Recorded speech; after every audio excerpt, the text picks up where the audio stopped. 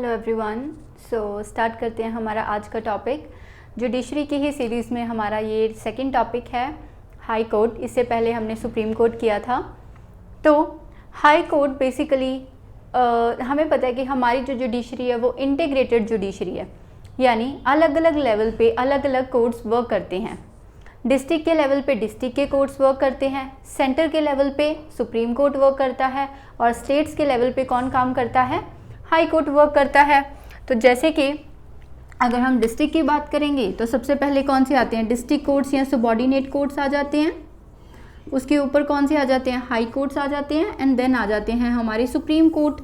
तो ये कहाँ पे काम करता है? सेंटर के लेवल पे। हाई कोर्ट कहाँ पे काम करता है? स्टेट के लेवल पे। और डिस्ट्रिक्ट कोर्ट्स कहाँ पे काम करते हैं? डिस्ट्रिक्ट के लेवल पे। तो इससे पहले हमने सुप्रीम कोर्ट कर लिया था और next now will start the high court. अब हाई कोर्ट, क्योंकि ऑब्वियस सी बात है कॉन्स्टिट्यूशन में तो इसका जिक्र हो गई, तो कॉन्स्टिट्यूशन के कौन से पार्ट में और कौन से आर्टिकल में हाई कोर्ट आता है? तो हाई कोर्ट आता है 214 से लेके 232 तक। कौन से पार्ट में? Part 6 of the Indian constitution, जिसमें आती है हमारी स्टेट की गवर्नमेंट। 6 पार्ट में कौन सी गवर्नमेंट आती है? स्टेट की गवर्नमेंट आती है। और वहीं पे आर्टिकल 214 से लेके आर्टिकल 232 तक हम किसको पढ़ते हैं? हाई कोर्ट को करते हैं। नाउ अब top position in the judicial administration of the state. वैसे जुडिशियल एडमिनिस्ट्रेशन में सबसे टॉप पोजीशन किसकी होती है? सुप्रीम कोर्ट की होती है। बट अगर जुडिशियल एडमिनिस्ट्रेशन ऑफ स्टेट की बात की जाए तो उसमें सबसे टॉप पोजीशन कौन एक्वायर करता है? हाई कोर्ट करता है। तो स्टेट की जुडिशियल एडमिनिस्ट्रेशन में सबसे टॉप पे कौन आता है? हाई कोर्ट आता है। और बाकी सारे सबऑर्डिनेट कोर्ट्स जो इस स्टेट में आएंगे वो किसके अंडर वर्क करेंगे? वो हाई कोर्ट के अंडर वर्क करेंगे। ठीक है। तो नेक्स्ट आती है, अब इसकी थोड़ी हिस्ट्री की बात कर लें कि जो हाई कोर्ट्स है वो ओरिजिनेट कब हुए, कब वो सेटअप होना शुरू हुए हमारे भारत में। तो 1862 में सबसे पहले 3 हाई कोर्ट बने थे, Bombay high court, Madras high court and Calcutta high court. So ये तीनों हाई कोर्ट कब बने थे? 1862 में। उसके बाद 4 साल के बाद चौथा हाई कोर्ट बनाया गया और वो बनाया गया इलाहाबाद में। सो 4 साल के बाद यानी 1866 में हमारा 4th हाई कोर्ट बना और वो कहाँ पे बना? इलाहाबाद में बना।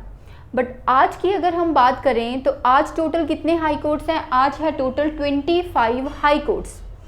अब यूजुअली क्या होता है कि जितने भी हाई कोर्ट्स होते हैं हर स्टेट का अपना हाई कोर्ट होगा। एज पर कॉन्स्टिट्यूशन हर स्टेट के पास अपना हाई कोर्ट हो सकता है। बट अगर पार्लियामेंट चाहे तो वो कॉमन हाई कोर्ट भी दे सकती है 2 से ज़्यादा स्टेट्स को, या स्टेट और यूनियन टेरिटरी को, या एक यूनियन टेरिटरी और 2 स्टेट्स को। तो मतलब कि अगर पार्लियामेंट चाहे तो कॉमन हाई कोर्ट हो सकता है 2 या 2 से ज़्यादा स्टेट्स का। ठीक है। तो इसका मतलब कि हमें क्या हुआ, कॉन्स्टिट्यूशन में तो इतना बोला हुआ है कि हर एक स्टेट के पास अपना हाई कोर्ट होगा। बट जब 7th कॉन्स्टिट्यूशनल अमेंडमेंट एक्ट हुआ 1956 में, अच्छा आपको याद आ रहा होगा जब ये एक्ट हुआ था तो हमारी जो स्टेट्स बन रही थी 14 स्टेट्स बनी थी और 6 यूनियन टेरिटरीज बनी थी। 1956 में 7th कॉन्स्टिट्यूशनल अमेंडमेंट एक्ट हुआ था जिसको स्टेट रीऑर्गेनाइजेशन एक्ट भी उस समय बोला जाता है। तो उस समय पे वो एक्ट आया था और 14 स्टेट्स और 6 यूनियन टेरिटरी बनी थी। तो उस समय पे ये बोला गया था कि 2 और मोर स्टेट्स, ठीक है, इनके पास एक हाई कोर्ट हो सकता है। ठीक है। स्टेट एंड यूनियन टेरिटरी, इनके पास भी एक हाई कोर्ट हो सकता है। और कौन डिसाइड करेगा कि इनके पास कॉमन हाई कोर्ट होगा या नहीं? इसकी अथॉरिटी किसको मिली है? पार्लियामेंट को मिली है। So authorises parliament to set up common high courts. तो कॉमन हाई कोर्ट अगर सेटअप करना है किसी 2 या 2 से ज़्यादा स्टेट्स के लिए, या 2 या 2 से ज़्यादा स्टेट और यूनियन टेरिटरी के लिए, अगर कोई कॉमन हाई कोर्ट सेटअप करना है तो वो कर सकती है पार्लियामेंट। ऐसा कब बोला गया? ऐसा 7th कॉन्स्टिट्यूशनल अमेंडमेंट एक्ट 1956 में बोला गया। तो क्या अभी भी ऐसी स्टेट्स हैं जिसके पास कॉमन हाई कोर्ट्स हैं? तो बिल्कुल 25 में से 3 हाई कोर्ट्स ऐसे हैं जो कि कॉमन हाई कोर्ट है, जैसे कि पंजाब, हरियाणा और चंडीगढ़ का कॉमन हाई कोर्ट है, ठीक है। देन उसके बाद हमारा जो केरला लक्षद्वीप है उसका भी कॉमन हाई कोर्ट है। देन उसके बाद हमारा तमिलनाडु एंड पुडुचेरी जो है उसका भी कॉमन हाई कोर्ट है, असम, गुवाहाटी, सो उनका भी क्या है? कॉमन हाई कोर्ट है। सो 25 में से 3 हाई कोर्ट ऐसे हैं जो कि कॉमन है, यानी 2 या 2 से ज़्यादा स्टेट्स के लिए बनाए गए हैं। अब हमारी उसके बाद कितनी यूनियन टेरिटरीज हैं? 8 यूनियन टेरिटरीज हैं आज की डेट में, ठीक है। आप बोलोगे कि मैम 9 थी जब जम्मू कश्मीर और लद्दाख को यूनियन टेरिटरी बना दिया गया था, तो उस टाइम पे 9 थी, बट आज के टाइम पे 8 है, क्योंकि दादरा और नगर हवेली और दमन और दीव उनको एक ही बना दिया गया है। तो अब 9 नहीं, अब टोटल 8 यूनियन टेरिटरीज रह गई। तो 8 यूनियन टेरिटरीज में से अकेली एक दिल्ली ही है जिसके पास अपना खुद का अलग से एक हाई कोर्ट है। तो आप बोलोगे मैम जम्मू कश्मीर, अरे वो जम्मू कश्मीर और लद्दाख का दोनों का कॉमन हाई कोर्ट है। ऐसी यूनियन टेरिटरी जिसके पास अपना खुद का एक ही हाई कोर्ट है वो है दिल्ली। दिल्ली और लद्दाख और जम्मू कश्मीर के पास अपना दोनों का एक कॉमन हाई कोर्ट है। सो वो किसके पास है? जम्मू कश्मीर और लद्दाख के पास है। तो आगे चलते हैं इसमें।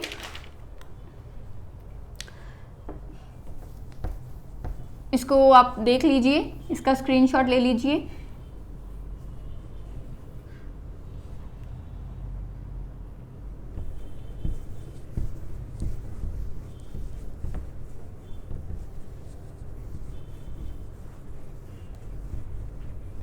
ओके, सो नेक्स्ट आती है अब इसमें कंपोजिशन कि कौन कौन से और कितने जजेस होते हैं हाई कोर्ट में। तो आपको पता है कि हमारे इंडिया में टोटल 25 हाई कोर्ट्स हैं और सभी की स्ट्रेंथ है जो वो तो ऑब्वियसली नहीं बताई जा सकती। तो हाई कोर्ट में बेसिकली क्या होता है? एक तो चीफ जस्टिस होता ही है, ठीक है, प्लस उसके साथ कुछ अदर जजेस होते हैं, ठीक है, अदर जजेस होते हैं। और ये जजेस कितने होते हैं इसको कौन बताता है? इनकी स्ट्रेंथ को कौन डिटरमाइन करता है? प्रेसिडेंट डिटरमाइन करेगा।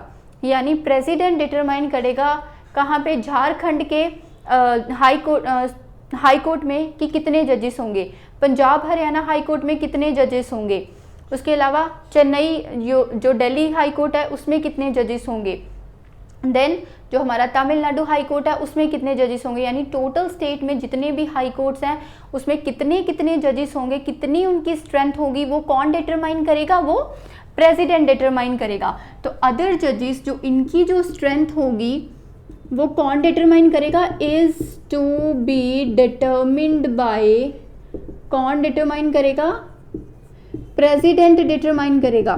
तो इसका मतलब कि जो कंपोजिशन होगी उसमें क्या होगा? एक तो चीफ जस्टिस हो गई, प्लस उसके साथ कुछ और जजेस होंगे, और वो कितने जजेस होंगे वो कौन बताएगा? वो प्रेसिडेंट डिटरमाइन करेगा, ठीक है। नेक्स्ट आती है इनकी अपॉइंटमेंट्स कि अब ये जो जजेस है इनको अपॉइंट किस तरीके से किया जाता है। सबसे पहले अपॉइंटमेंट की जाएगी चीफ जस्टिस ऑफ इंडिया की, sorry chief justice of that high court, chief justice of high court. जो हाई कोर्ट का चीफ जस्टिस होगा उसको कौन अपॉइंट करेगा और कैसे अपॉइंट करेगा? तो इसको अपॉइंट किया जाएगा बाय प्रेसिडेंट। बट क्या प्रेसिडेंट अपनी मर्जी से इसको अपॉइंट कर देगा? नहीं, उसको कुछ लोगों को कंसल्ट करना पड़ेगा, उनकी एडवाइस लेनी पड़ेगी। तो किसकी किसकी एडवाइस लेनी पड़ेगी? By president after consultation with, किससे कंसल्ट करके? Governor of that state, governor of that state, उस स्टेट के गवर्नर से एक बार कंसल्ट करना पड़ेगा, and chief justice of India, Bharat के मुख्य जज, सुप्रीम कोर्ट के चीफ जस्टिस, उनसे कंसल्ट करना पड़ेगा। यानी जो हमारे प्रेसिडेंट होंगे वो क्या करेंगे? चीफ जस्टिस ऑफ इंडिया से कंसल्ट करेंगे और उस स्टेट के गवर्नर से। जैसे मान लो आप फॉर एग्जाम्पल पंजाब का ही, आपको पंजाब और हरियाणा का हाई कोर्ट है, ओके अलग चलते हैं। सपोज मान लीजिए छत्तीसगढ़ का हाई कोर्ट है और उनके चीफ जस्टिस को अपॉइंट करना है, तो प्रेसिडेंट साहब उनको अपॉइंट करेंगे, बट किससे कंसल्ट करेंगे? चीफ जस्टिस ऑफ इंडिया और जो छत्तीसगढ़ के गवर्नर है उन दोनों से पहले कंसल्ट करेंगे और फिर उसको अपॉइंट करेंगे। नेक्स्ट आता है बाकी के जो जजेस होते हैं, अदर जजेस ऑफ हाई कोर्ट, तो इनको कौन अपॉइंट करता है? इनको भी अपॉइंट किया जाता है किसके द्वारा? प्रेसिडेंट के द्वारा, बट तब भी इनको कुछ लोगों को कंसल्ट करना पड़ता है। किसको कंसल्ट करेंगे? आफ्टर कंसल्टेशन विद, किसको कंसल्ट करेंगे? After consultation with chief justice of India को तो करेंगे ही करेंगे, उस स्टेट के गवर्नर को अभी भी कंसल्ट करेंगे, प्लस उसके साथ साथ अब इसको भी कंसल्ट करेंगे, ठीक है। And chief justice of that high court, chief justice of that high court. तो कहने का मतलब क्या हुआ कि जब प्रेसिडेंट अपॉइंट करेंगे बाकी जजेस को, तो उस समय पे वो कंसल्ट करेंगे चीफ जस्टिस ऑफ इंडिया को तो करेंगे ही करेंगे, देन उसके साथ साथ गवर्नर को भी कंसल्ट करेंगे ही करेंगे, पर उसके साथ साथ जो chief justice of that high court है उसको भी कंसल्ट करेंगे। जैसे हमने सुप्रीम कोर्ट किया था, तो सुप्रीम कोर्ट में जो बाकी जजेस को अपॉइंट किया जा रहा था, तो चीफ जस्टिस ऑफ इंडिया भी उसमें एडवाइस दे रहे थे। तो उसी तरीके से यहाँ पे भी ये एडवाइस यहाँ पे देंगे कि उनके वहाँ पे कौन सा जज आएगा। क्यों? इंडिपेंडेंट ऑफिस, इंडिपेंडेंस है, अपनी अपॉइंटमेंट्स वो खुद से करेंगे, अपने खुद चेक करेंगे कि जो हमारे जज आ रहा है वो हाई कोर्ट को के चीफ जस्टिस को पता होना चाहिए ना, उनका इंडिपेंडेंट ऑफिस है, इंडिपेंडेंट जो होती है जुडिशरी। सो इसीलिए जो चीफ जस्टिस होंगे वो क्या करेंगे? उसके अपॉइंटमेंट में हिस्सा लेंगे। सो नेक्स्ट आता है, अब मान लीजिए कि अगर किसी स्टेट, अब ये तो है दूसरा स्टेट, अब मान लीजिए कोई ऐसा हाई कोर्ट है जो कि कॉमन हाई कोर्ट है दो या दो से ज़्यादा स्टेट के लिए, ठीक है। मान लीजिए कोई कॉमन हाई कोर्ट है, जैसे पंजाब और हरियाणा का तो कॉमन हाई कोर्ट है, तो फिर किस किस से कंसल्ट करना पड़ेगा? फिर चीफ जस्टिस ऑफ इंडिया तो प्रेसिडेंट को कंसल्ट करेंगे, एडवाइस देंगे ही देंगे। जो हाई कोर्ट होगा उसके जो चीफ जस्टिस होंगे वो भी एडवाइस दे देंगे। अब गवर्नर कौन सा आएगा? क्या वो पंजाब का आएगा या वो हरियाणा का आएगा? तो गवर्नर दोनों के ही आएंगे। सो इसका मतलब ये है कि in case of common high court, अगर कॉमन हाई कोर्ट की बात आ रही है तो all the governors must be consulted, तो जितने भी गवर्नर्स हैं उनकी, तो अगर पंजाब हरियाणा हाई कोर्ट के जज को अपॉइंट करना है तो प्रेसिडेंट साहब अपॉइंट तो कर देंगे, बट उनको पहले एडवाइस लेनी पड़ेगी किसकी? पंजाब के भी गवर्नर की और हरियाणा के भी गवर्नर की, और उसके साथ साथ चीफ जस्टिस ऑफ इंडिया और chief justice of Punjab and Haryana high court वो तो है ही हैं। तो ये होता है इनके अपॉइंटमेंट का तरीका। अब इनको अगर अपॉइंट करना हो तो ये तो सभी अपॉइंटमेंट अपनी खुद से करते हैं, ठीक है। अगर देखिए, अगर आपको चीफ जस्टिस को अपॉइंट करना है तो चीफ जस्टिस ऑफ इंडिया आएंगे एडवाइस देने के लिए, अगर आपको बाकी जजेस को अपॉइंट करना है तो चीफ जस्टिस ऑफ इंडिया भी आएंगे और उस हाई कोर्ट के चीफ जस्टिस भी आएंगे। तो इसका मतलब अगर इनको अपॉइंटमेंट करनी है तो ये तो खुद अपना पार्टिसिपेट कर रहे हैं जजेस की अपॉइंटमेंट में, तो करेंगे क्योंकि उनका इंडिपेंडेंट ऑफिस है। But 99th constitutional amendment act 2014 में पार्लियामेंट ने एक ऐसी बॉडी बना दी थी जिसका नाम था नेशनल जुडिशियल अपॉइंटमेंट कमीशन, एनजैक, और बोला था कि अब आपकी अपॉइंटमेंट यही कमीशन करेगा, जितने भी हाई कोर्ट के जजेस को अपॉइंट करना है अब यही कमीशन अपॉइंट करके दे देगा। तो सुप्रीम कोर्ट ने बोला उस समय कि हम हैं इंडिपेंडेंट, हम है जुडिशरी और हम हैं इंडिपेंडेंट, ठीक है।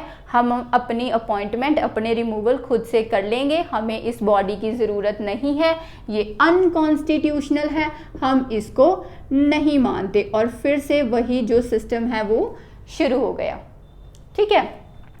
अब देखिए, जब किसी भी जज को अपॉइंट करना है तो मैं बोलती हूँ कि प्रेसिडेंट अपॉइंट करेगा, किससे एडवाइस लेके? गवर्नर से, देन वो chief justice of high court से, और उसके साथ साथ चीफ जस्टिस ऑफ इंडिया से। अब क्या चीफ जस्टिस ऑफ इंडिया को से एडवाइस लेना ऑब्लिगेटरी है?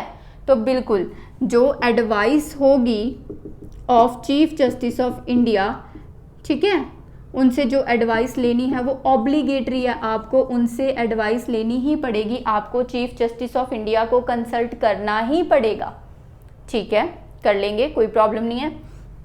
अब चीफ जस्टिस ऑफ इंडिया से आपने कोई एडवाइस मतलब आपको अगर हाई कोर्ट के जजेस को अपॉइंट करना है तो आपको चीफ जस्टिस ऑफ इंडिया को कंसल्ट करना पड़ेगा। ठीक है, मान लेते हैं इस बात को।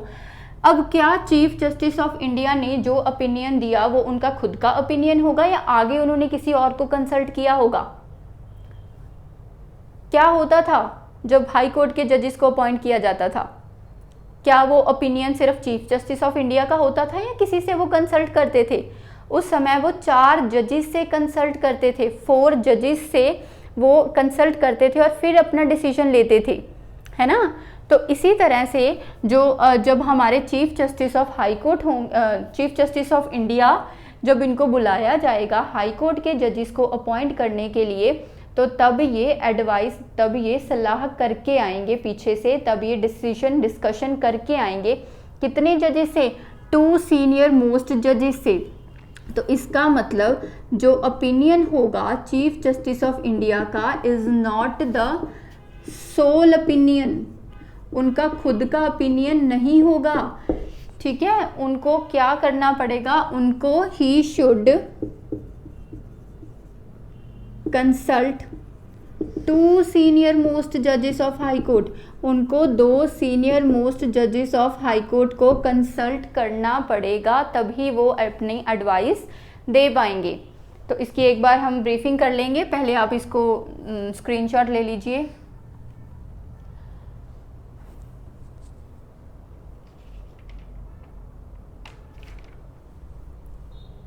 ओके,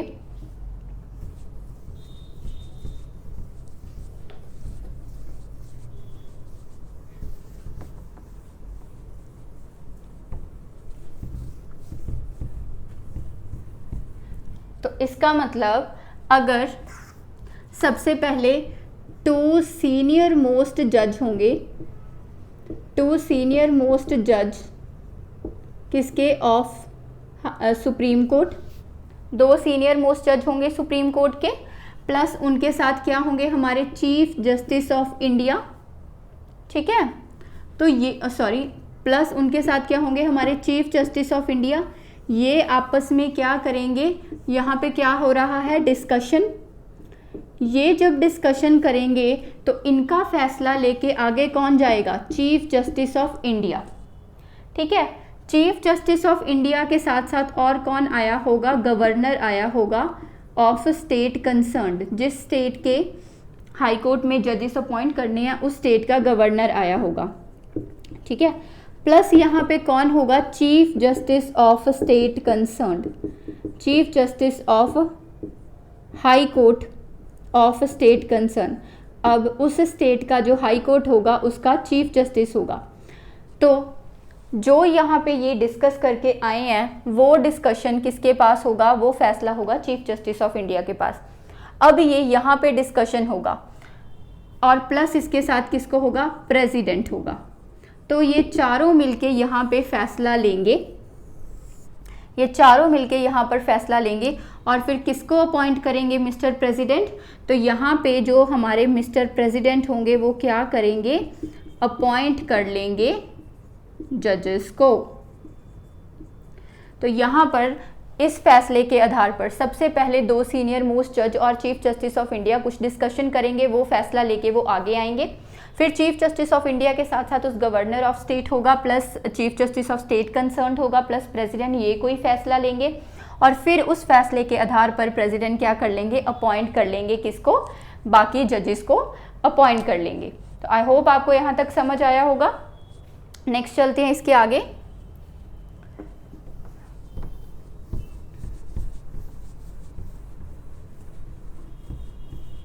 ओके, सो नेक्स्ट आती है हमारी क्वालिफिकेशंस। अब अगर आपको हाई कोर्ट का जज बनना है तो आपको कौन कौन सी क्वालिफिकेशंस होनी चाहिए? As per the constitution should be citizen of India, ठीक है, सिटीजन ऑफ इंडिया तो होना ही चाहिए, पहली बात, भारत के नागरिक होने चाहिए। दूसरी बात, he must have held judicial office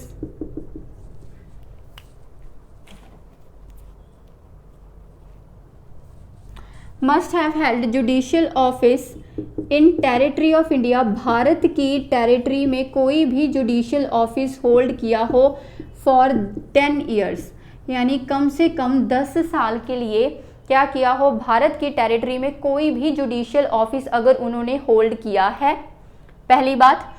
और must have been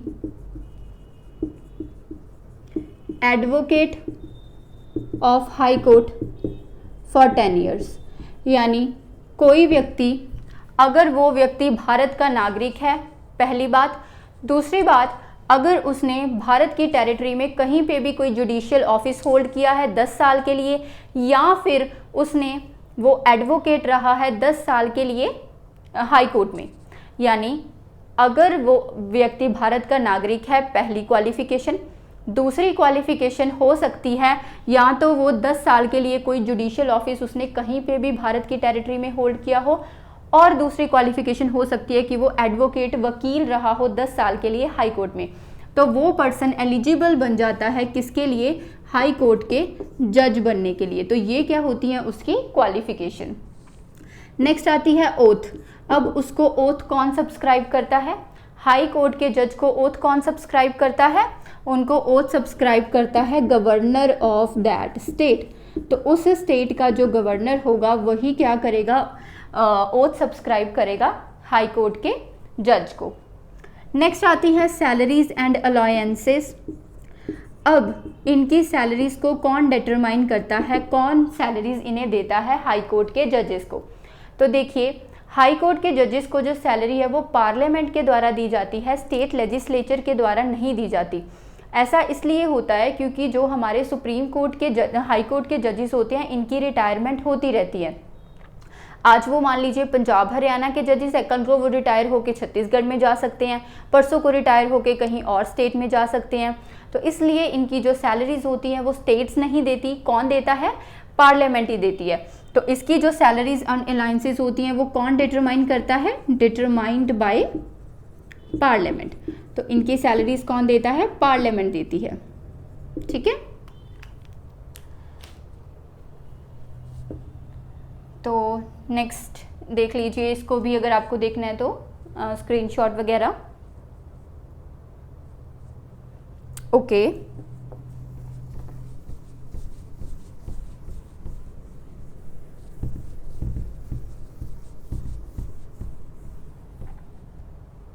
so next आता है इसका टेन्योर। अब जो जजेस होते हैं उनका टेन्योर कितना होता है, यानी वो कितने सालों के लिए ऑफिस को होल्ड करते हैं। तो इनका टेन्योर वैसे बेसिकली कॉन्स्टिट्यूशन में ज़्यादा मेंशन नहीं है। इनका टेन्योर होता है till they attain the age of 62 years.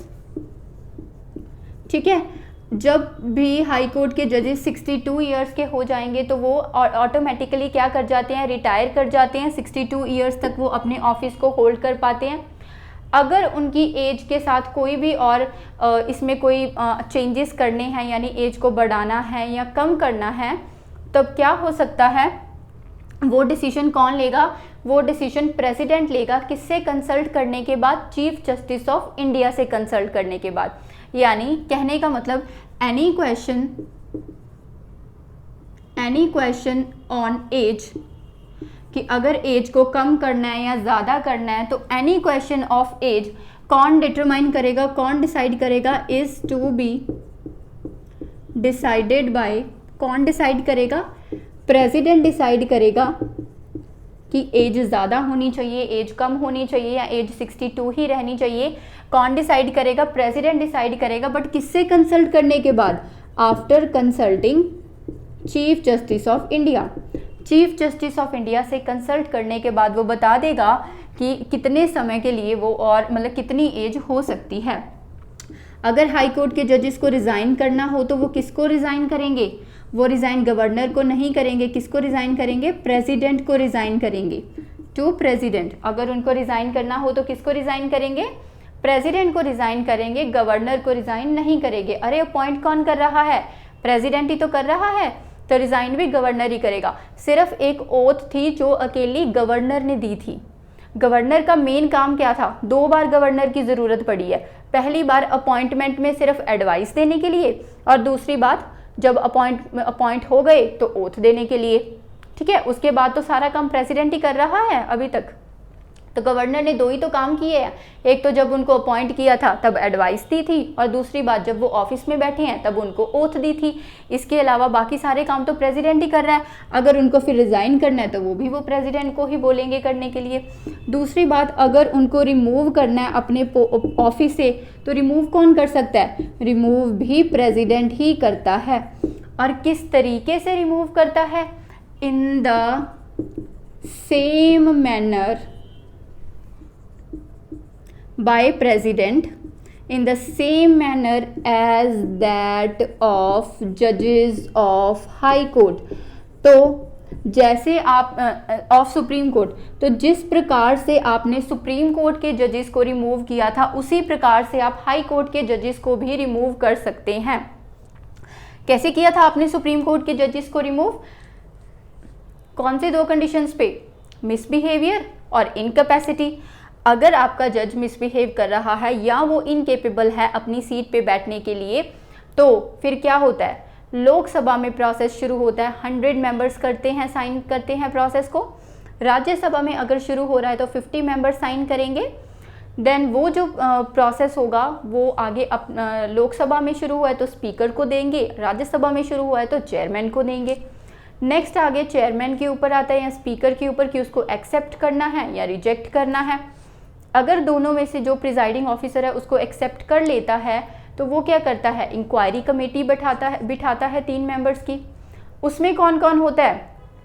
Judiciary के ही मेंबर होते हैं। चीफ जस्टिस ऑफ इंडिया होता है, chief justice of high court होता है, और कोई डिस्टिंग्विश्ड ज्यूरिस्ट होता है।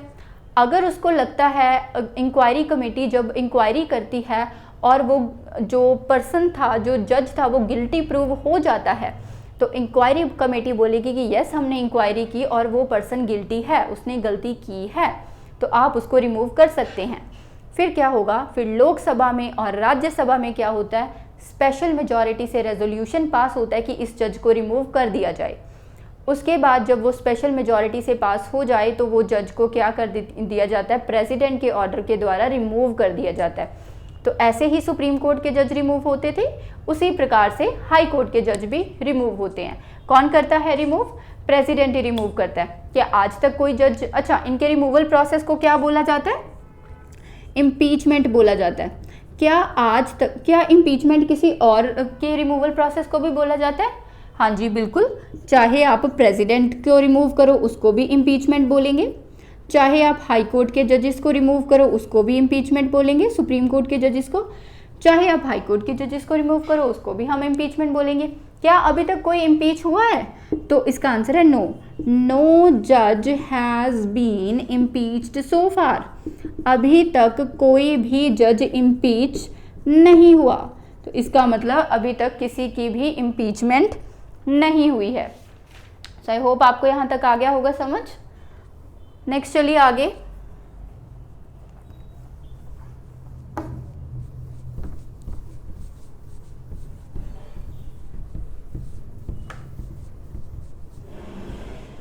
नेक्स्ट आता है ट्रांसफर ऑफ जजेस। अब एक हाई कोर्ट, कितने हाई कोर्ट हैं? 25 हाई कोर्ट हैं। तो जजेस जो हैं वो एक हाई कोर्ट से दूसरे हाई कोर्ट तक ट्रांसफर होते रहते हैं। ठीक है, वो ट्रांसफ़र कैसे होते हैं, किस बिहाफ पर होते हैं, एक बार उसको देखिए। तो जो जजेस ट्रांसफ़र होंगे, सबसे पहली कंडीशन, अगर आपको जज को ट्रांसफ़र करना है तो वो किसी पनिशमेंट की वजह से आप उसको ट्रांसफ़र नहीं कर सकते। आप उसको ट्रांसफ़र कर सकते हो अगर आपको जेन्युइनली लग रहा है कि आपको वहाँ पे अच्छे से आपका जो मैनेजमेंट है, मैनेज है, काम जो है वो हो पाएगा, इसीलिए आप उसको एक जगह से दूसरी जगह तक ट्रांसफ़र कर सकते हो। एज अ पनिशमेंट आप जज को ट्रांसफ़र नहीं कर सकते। अगर जज को ट्रांसफ़र करना है तो वो ट्रांसफ़र कौन करता है? प्रेसिडेंट ही करता है, बाय प्रेसिडेंट। तो अगर आपको एक हाई कोर्ट में से, सपोज मान लीजिए ये एक हाई कोर्ट है और ये है दूसरा हाई कोर्ट बी और ये है ए हाई कोर्ट, आपको यहाँ से एक कोई जज था उसको उठा के कहाँ पे भेजना है? बी में भेजना है, ठीक है, बी हाई कोर्ट में भेजना है। तो कौन करेगा ये काम? ये काम करेगा प्रेसिडेंट। बट प्रेसिडेंट को किसकी एडवाइस लेनी पड़ेगी? प्रेसिडेंट को एडवाइस लेनी पड़ेगी चीफ जस्टिस ऑफ इंडिया की। क्या चीफ जस्टिस ऑफ इंडिया अपनी एडवाइस सीधे तरीके से दे देता है जो उसको लगता है, या ये भी किसी से आगे कंसल्ट करके आता है? तो ये भी आगे कंसल्ट करके आता है। किससे कंसल्ट करके आता है? 4 सीनियर मोस्ट जजेस से। 4 सीनियर मोस्ट जजेस से ये कंसल्ट करता है, यानी कि 5 जजेस का कोलिजियम बैठता है, कोलिजियम ऑफ 5 जजेस। 5 जजेस का कोलिजियम बैठता है, जिसमें से एक चीफ जस्टिस ऑफ इंडिया होता है, 4 बाकी के सीनियर जजेस होते हैं। ये डिसाइड करते हैं कि ट्रांसफ़र करना चाहिए या नहीं करना चाहिए। फिर ये आके प्रेसिडेंट को बताता है। प्रेसिडेंट को किसको कंसल्ट करना है? प्रेसिडेंट को चीफ जस्टिस ऑफ इंडिया से पूछना है, प्लस ए के चीफ जस्टिस से पूछना है, ठीक है, चीफ जस्टिस ऑफ ए से पूछना है, प्लस इसका जो चीफ जस्टिस है, चीफ जस्टिस ऑफ बी, इससे पूछना है।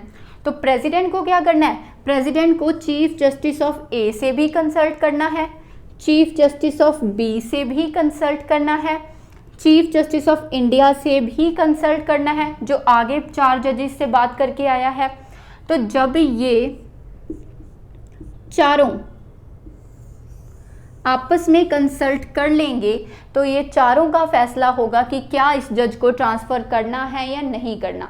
तो अगर इन्हें लगता है कि जज को ट्रांसफ़र कर देना चाहिए तो वो कर देंगे जज को transfer, but not out of a punishment, सिर्फ काम की मैनेजमेंट के लिए वो ट्रांसफ़र कर सकते हैं।